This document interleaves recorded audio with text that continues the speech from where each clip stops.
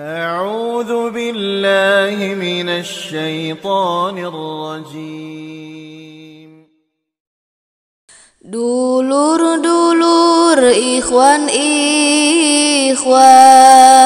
seagama sealiran,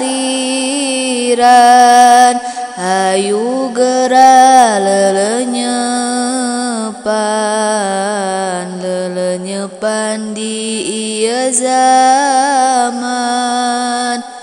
Margi waktos ieu pisan, kedah janten perhatosan,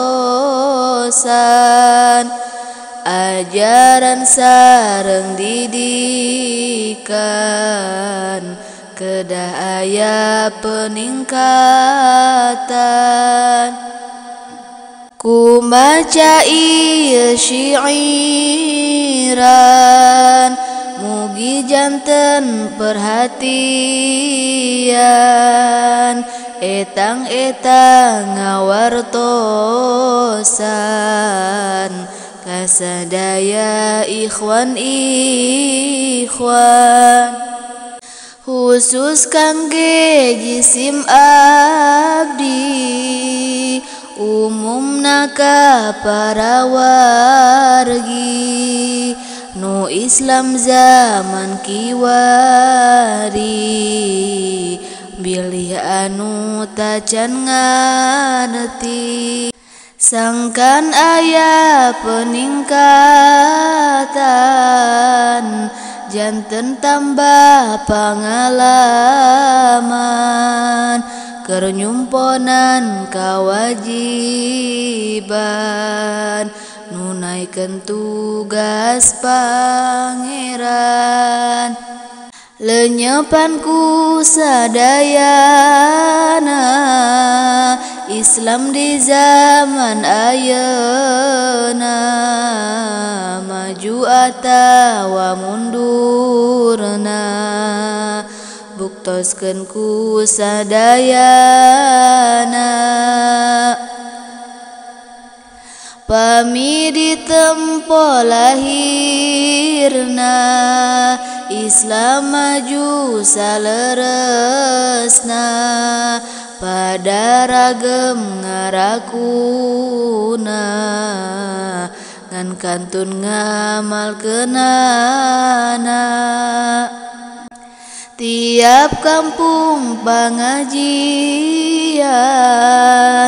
tiap desa pangaosan, tiap kota penerangan,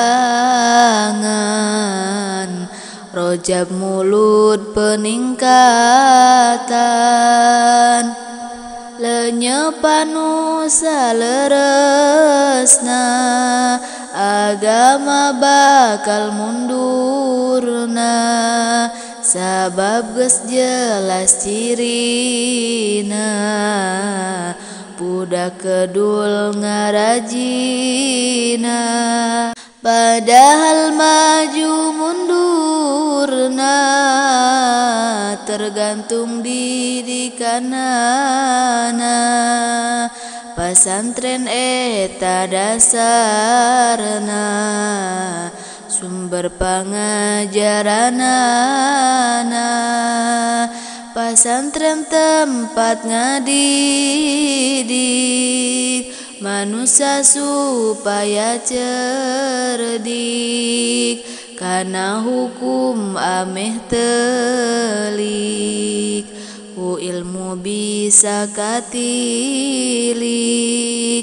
Pasantren tempat belajar, supaya boga dadasar, ku ilmu mah bisa sabar, bari ngerti mah saladar.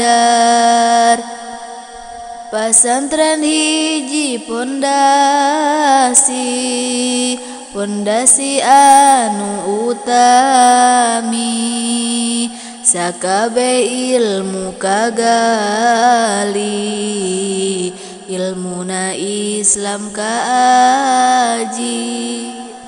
mimiti dasarna iman sangkan nyaho ka pangeran diaji mimiti pisan tauhidna kitab tijan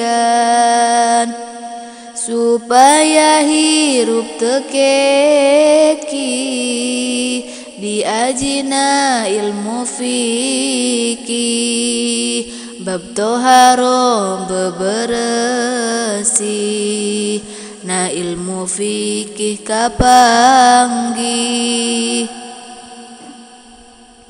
pikeun perombakan akhlak supaya ulah minculak tasawuf meresan akhlak mun ngaji bisa kapendak ubudiyah muamalah munakahah jeung jinayah mun ngaji anu merenah kabeh ge bakal kaambah